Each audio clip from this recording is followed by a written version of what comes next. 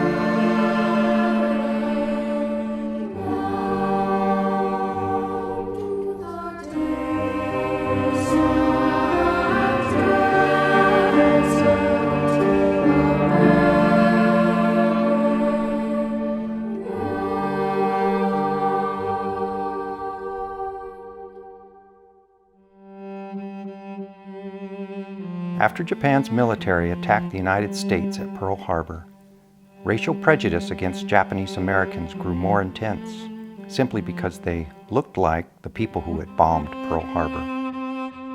General John DeWitt, the Western Defense Commander, felt that Japanese Americans, their parents and grandparents living along the West Coast, were somehow going to join in and help Japan's military attack the United States.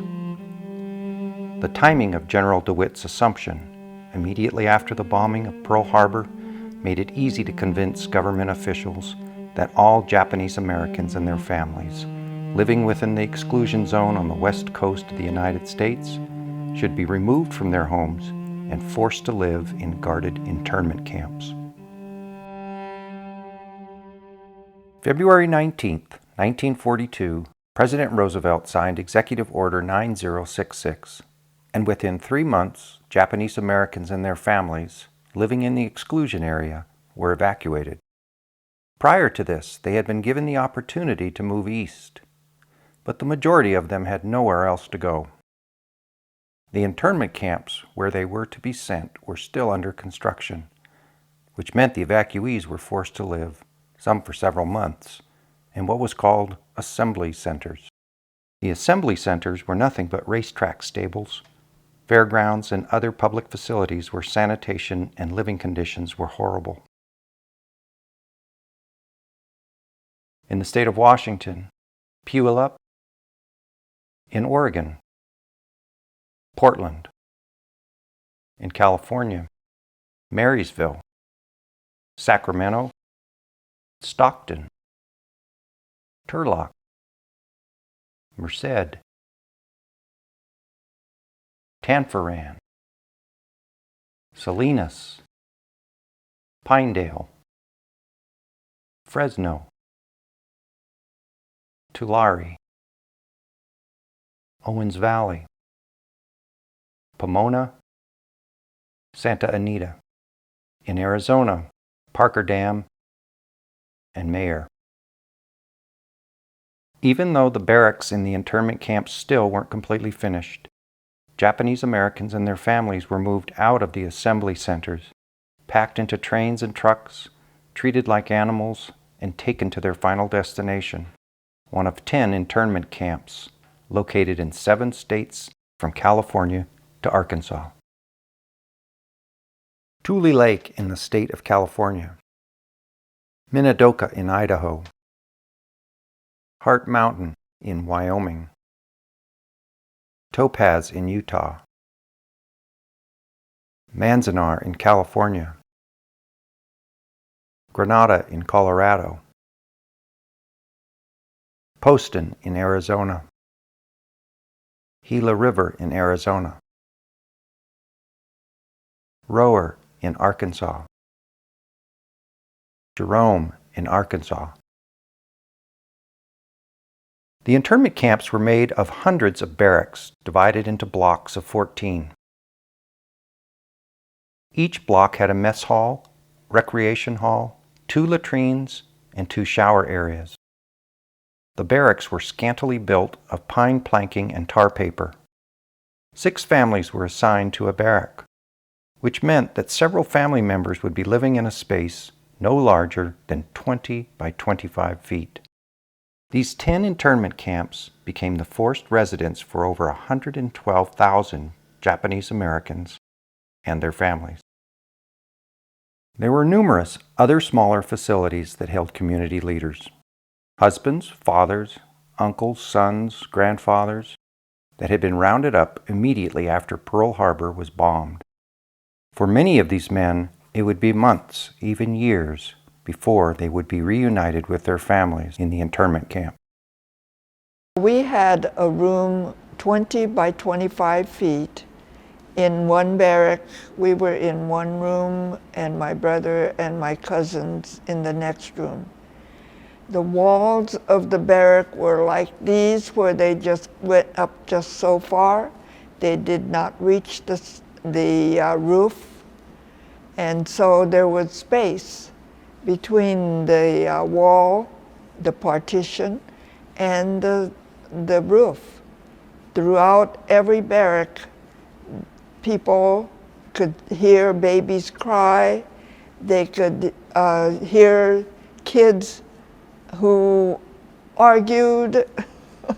There was no privacy in the rooms. Between the cots here shows that there is a porta potty basically, and chamber pot is what it was. And so that was one of my jobs, to carry our chamber pot after we all used it, to take it to the latrines to empty. We were given these canvas bags. Later on, some of the soldiers told us they were body bags, but we didn't know that. We had to go out into the field and fill them with hay and straw. Now, I had asthma and hay fever, so that was not very comfortable. I wheezed and itched and carried on, sneezed all the time. The only thing that I always remember back is that we would be playing outside, the kids, and they'd have these terrible, terrible dust storms where it would just pelt your skin, and then you couldn't open your eyes to see where you were going, so we didn't even know where our barrack was or anything. I just have flashes of memories like that. When we realized what the camp setup was going to be about, my father said, okay, let's take a walk around and see what the whole thing is all about. And it was only because he oriented us to where the mess hall was, where we had to stand in line with our meal tickets that had to be punched, so forth, that you gradually understand that there's an order to this life. Once the internees had moved into the camps, it became clear to the adults that it was up to them to make the best of their situation. In the Japanese culture, this is called gaman, enduring what seems unbearable, with patience and dignity. As a result, they held elections to select block leaders who would represent their concerns to camp administrators and would see that there was a degree of safety and regularity within the camp proper. The internees built schools, had sporting and recreational clubs, created magnificent art, staffed mess halls and clinics, and established police and fire departments within each camp. The adults worked hard to create a feeling of normalcy, especially for the children who now lived in a place surrounded by barbed wire fences and armed guards. Once government administrators were confident the internees were both productive and orderly, they gave them permission to purchase items for themselves from the Montgomery Ward and Sears catalog. Every camp was a community, and we had our newspapers. Every camp had its newspaper, and of course that tells everybody what's going on, as well as telling people that they could try to be on the council. So in addition to having my own club, we also had a Girl Scout troop. And of course, we didn't have a sewing machine there, and so we ordered everything, including my Girl Scout uniform, from our catalogs. We had a Sears Roebuck and Montgomery Ward's catalog. My mother worked in the mess hall. She received $12 a month. That was her pay every month. And my father got $16 a month. And even if you were the greatest brain surgeon in the world and you were an internee, you would have gotten $19 a month. And our pay, I have been told, was based on the pay of the buck private. We're not supposed to get more than the buck private. I remember how everybody assembled in the mornings, and we raised the American flag and pledged allegiance to the flag of the United States of America. It's kind of ironic that we had been imprisoned basically by our own country, and then we still felt loyal to the United States, and we pledged allegiance to our flag. Things I remember there, watching baseball, because the camp would form teams basically by area. So we had a Florin team, maybe a Lodi team, etc. Baseball was a very active sport. And then we watched movies on the side of a mountain. So I've always been a big movie fan, and I think I even enjoyed watching it outside on the side of a mountain. Is that we'd see these cowboy and Indian movies, and we'd say, the Indians are going to come save us and we're going to get out of the camp. And years later, when I saw how powerless they were, I said, see, isn't that how a child is? You think someone's going to come save you, but they had no power to do anything like that. I didn't want other people to say, oh, the Japanese had a good time in camp, because that was not true. Because for my sisters, the teenagers, the toilet situation, initially there were no partitions between the toilets, and the shower was a group shower. My sister said that they would wait until late in the night to go, just so that they wouldn't have to shower with everyone else. On April 28, 1942, General John DeWitt sent orders that all orphaned children who had even one drop of Japanese blood in them were to be sent to the Manzanar internment camp. The 105 orphan children that were to be evacuated from the exclusion area were from the Shonian Japanese orphanage, the Japanese Salvation Army Home, and the Maryknoll Catholic Home for Japanese Children. Lillian and Henry Matsumoto, then acting directors of the Shonin Japanese Orphanage, pleaded that the children would not be a threat to national security. Their pleas were denied. However, the Matsumotos were able to convince government officials they would need separate buildings, other than the barracks, in order to properly care for the children, ranging from age 3 months to 17 years. The orphanage at Manzanar was called the Children's Village, and the Matsumotos dedicated their lives to the service of the orphaned children under their care. The happiest time at Manzanar was knowing that I could play with the children and that they were safe while they were there. By the time World War II ended in 1945, Japanese Americans who were removed from their homes on the West Coast had now lived in internment camp for 3.5 years. Over the course of their internment, Japanese Americans had assumed responsibility for maintaining their lives, their families, and their culture. During that 3.5-year period, internees were staffing camp operations, running printing presses, post offices, publishing camp newspapers, running machines and welding shops, shoe repair shops, and other camp community facilities. And because of their knowledge, skills, and patience as farmers, the Japanese American internees were able to develop vibrant, productive farm systems out of the arid desert lands where their camps were located. In February 1943, the U.S. government issued a loyalty questionnaire designed to identify Japanese American men whom they could draft into the military. Questions 27 and 28 had a devastating effect on Japanese American men and their families. Question 28 was worse. If you were an immigrant from Japan in the 1930s, 40s, you could not be allowed to be a citizen.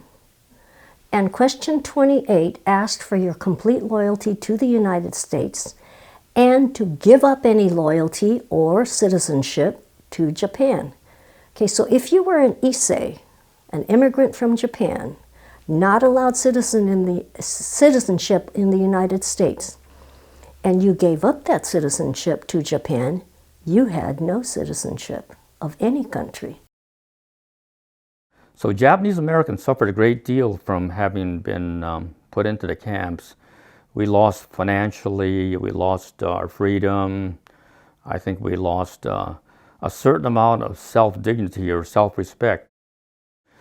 Because you think about it, if your own country has imprisoned you, maybe some of the people had doubts about, gee, are we as good as other citizens too? So I think that had some kind of a effect psychologically on Japanese Americans. Many internees living today still carry with them the personal burdens of racial prejudice and the injustice of betrayal from the country they loved.